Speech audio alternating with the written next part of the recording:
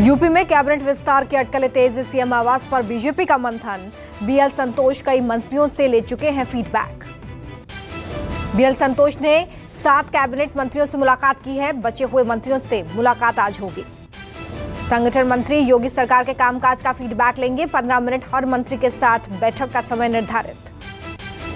BL संतोष की high level बैठक। UP BJP प्रभारी राधा मोहन सिंह, यूपी बीजेपी अध्यक्ष स्वतंत्र देव सिंह समेत कई पदाधिकारी रहेंगे मौजूद। आज प्रदेश के डिप्टी सीएम केशव प्रसाद मौर्य और दिनेश शर्मा से संगठन मंत्री बीएल संतोष मुलाकात करेंगे। पंजाब कांग्रेस की खींचतान दिल्ली पहुंची। 25 विधायक और मंत्री दिल्ली पहुंचे। पंजाब कांग्रेस में आपसी मतभेदों को दूर करने के लिए सोनिया गांधी ने 3 सदस्यीय समिति के साथ बैठक की। पंजाब के सीएम अमरिंदर सिंह और पूर्व मंत्री नवजोत सिंह सिद्धू के बीच तनातनी जारी। सिद्धू आज दिल्ली आएंगे। अगले साल विधानसभा चुनाव से पहले ही कांग्रेस में दो फाड़ की स्थिति, पार्टी विवाद सुलझाने में लगी। पंजाब कांग्रेस के विधायकों और मंत्रियों से मिलने का सिलसिला जारी। समिति रिपोर्ट सोनिया गांधी को सौंपेगी। केंद्र ने बंगाल के रिटायर्ड मुख्य सचिव अल्पन बंदोपाध्याय को फिर दिल्ली बुलाया। भेजा रिमाइंडर लेटर। रिपोर्ट नहीं करने पर अल्पन बंदोपाध्याय पर कार्रवाई की जाएगी। सीएम ममता बनर्जी ने कहा कि बंदोपाध्याय रिटायर हो चुके हैं। उन्हें 3 साल के लिए सीएम का सलाहकार नियुक्त किया गया है। ममता ने पीएम मोदी को पत्र लिखकर केंद्र से आदेश वापस लेने का अनुरोध किया। ममता ने कहा कि कोई अधिकारी राज्य प्रशासन की अनुमति के बिना किसी नए कार्यालय में नहीं जा सकता। योगी सरकार का बड़ा फैसला। पंचायत चुनाव ड्यूटी में मृत सरकारी कर्मियों के आश्रितों को देगी 30-30 लाख रुपए। बाबा रामदेव के बयान पर रेजिडेंट डॉक्टर एसोसिएशन आज मनाएगा काला दिवस। मरीजों का इलाज रहेगा जारी। कोरोना काल में अर्थव्यवस्था को बड़ा झटका। साल 2020-21 में जीडीपी घटकर -7.3% पर पहुंची। पालघर के समुद्र तट पर फंसे जहाज के डीजल निकालने का काम लगातार चल रहा है। अब तक कई टैंकों में डीजल निकाला जा चुका है। जहाज से डीजल निकालने में अभी 2 से 3 दिनों का समय और लगेगा। लॉकडाउन के 41 दिन बाद दिल्ली में अनलॉक शुरू। अनलॉक 1 में सिर्फ निर्माण गतिविधियों और औद्योगिक इकाइयों को छूट दी गई है। दिल्ली में बाजार, मॉल, मेट्रो अभी बंद रहेंगे। 7 जून तक लॉकडाउन लागू। यूपी में भी आज से अनलॉक की प्रक्रिया। 600 से ज्यादा एक्टिव केस वाले जिलों को छोड़कर बाकी जिलों में कर्फ्यू में छूट दी जाएगी। सुबह 7 बजे से शाम 7 बजे तक शर्तों के साथ ढील। साप्ताहिक बंदी के साथ नाइट कर्फ्यू जारी रहेगा। सरकारी कार्यालय में अधिकतम 50% उपस्थिति के साथ दफ्तर खुल पाएंगे। निजी दफ्तरों में मास्क जरूरी।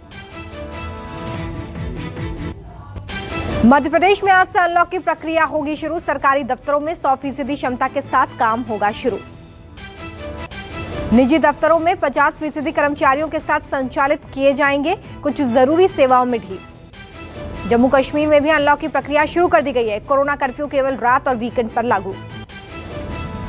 शैक्षणिक संस्था 15 जून तक बंद। सिनेमाघर, multiplex, club, gym, massage centre अगले आदेश तक बंद रखने के निर्देश। महाराष्ट्र में 15 दिनों के लिए बढ़ाया गया है लॉकडाउन। जरूरी चीजों की दुकानें अब सिर्फ 7 से 2 बजे तक खुली रहेंगी। हरियाणा में लॉकडाउन को 7 जून तक के लिए एक्सटेंड कर दिया गया है। हरियाणा सरकार ने कुछ ढील भी दी है। जरूरी चीजों की दुकानें अब सुबह 9 बजे से दोपहर 3 बजे तक खुल सकेंगी। उत्तराखंड में 8 जून तक लॉकडाउन बढ़ाया गया है। पहले की तरह जारी रहेगी पाबंदियां।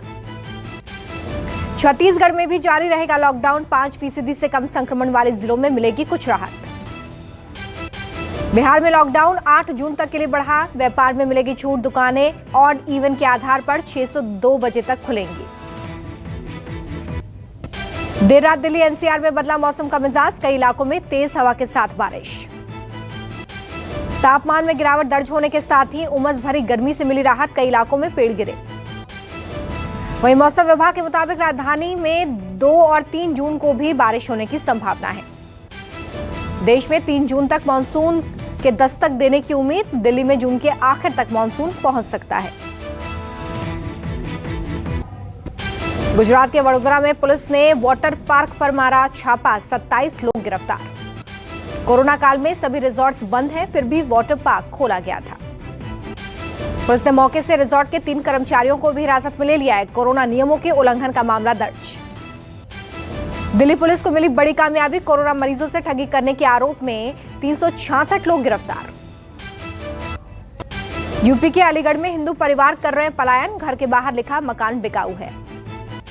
अलीगढ़ के नूरपुर गांव की घटना, विशेष समुदाय के लोगों पर बारातों को रोककर पीटने का आरोप। गांव में नहीं चढ़ने दी जाती है हिंदू परिवारों की बारात, 100 से ज्यादा घरों पर लिखा है मकान बिकाऊ है। एक युवक की तहरीर पर मामला दर्ज, 11 विशेष समुदाय के लोगों पर एफआईआर दर्ज।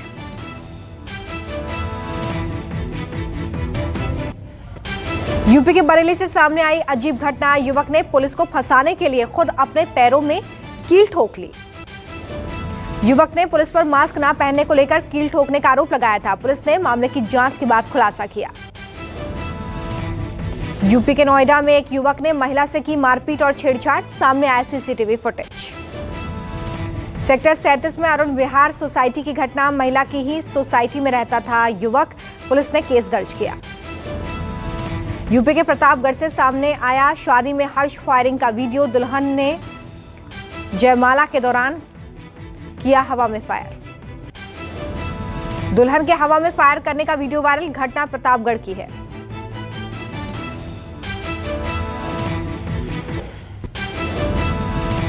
देश में अभी भी कोरोना की दहशत बरकरार, 24 घंटे में 1,52,000 नए केस, 3,128 लोगों की मौत।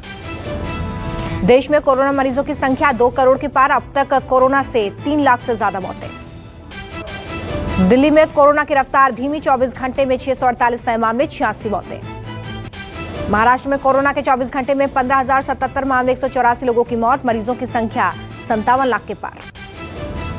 मुंबई में कोरोना के 24 घंटे में 676 नए मामले सामने आए, 29 लोगों की मौत हो गई है, 7 लाख के पार मरीज। पश्चिम बंगाल में कोरोना का कहर जारी, 24 घंटे में 10,137 नए मामलों की पुष्टि, 131 लोगों की मौत।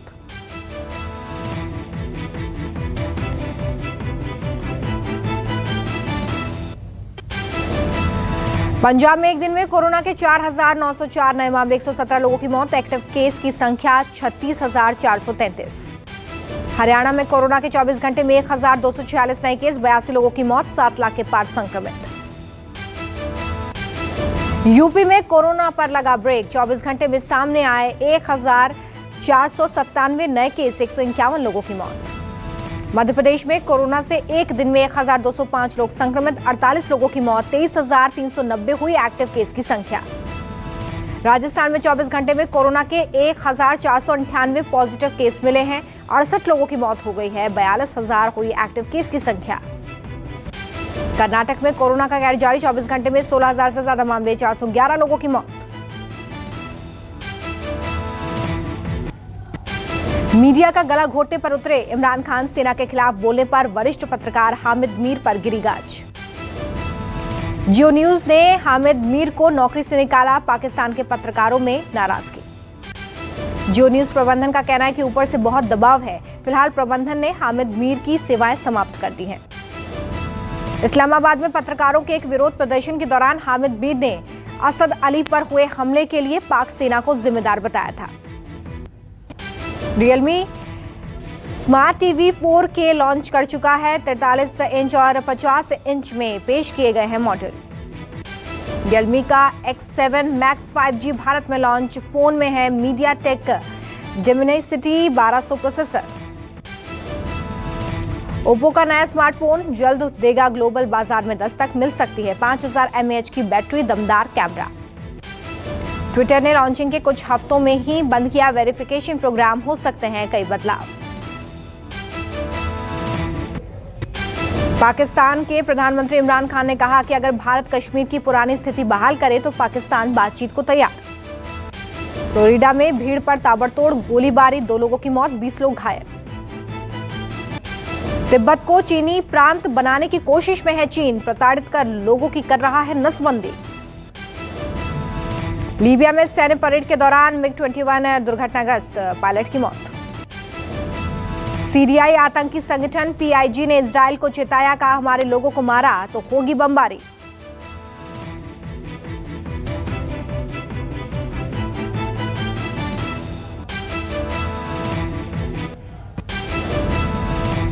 बंगाल के नादिया में बीएसएफ को बड़ी कामयाबी, एक महिला समेत 2 बांग्लादेशी नागरिक गिरफ्तार, गैर कानूनी तरीके से पार कर रहे थे सीमा। एंटीगुआ के प्रधानमंत्री का बड़ा दावा, कहा भारत सरकार ने मेहुल चोकसी को भगोड़ा बताने वाले कोर्ट के दस्तावेजों के साथ डोमिनिका भेजा है एक jet. British PM Boris Johnson ने 56 साल की उम्र में गुपचुप तरीके से रचाई शादी, गर्लफ्रेंड की उम्र पर मचा बवाल। 23 साल छोटी हैं कैरी साइमंड्स। अमेरिका में एशियाई मूल के लोगों से भेदभाव पर बाइडेन का निर्देश, नौकरी के लिए 15% एशियाई लोगों की होगी नियुक्ति, निगरानी के लिए व्हाइट हाउस में विशेष अधिकारी नियुक्त।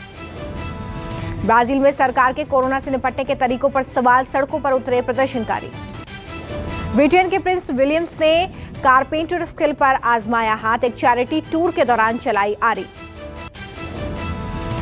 डेनवर चिड़ियाघर में गेंडे ने पियानो पर बजाई विशेष धुन बजाकर मनाया जन्मदिन।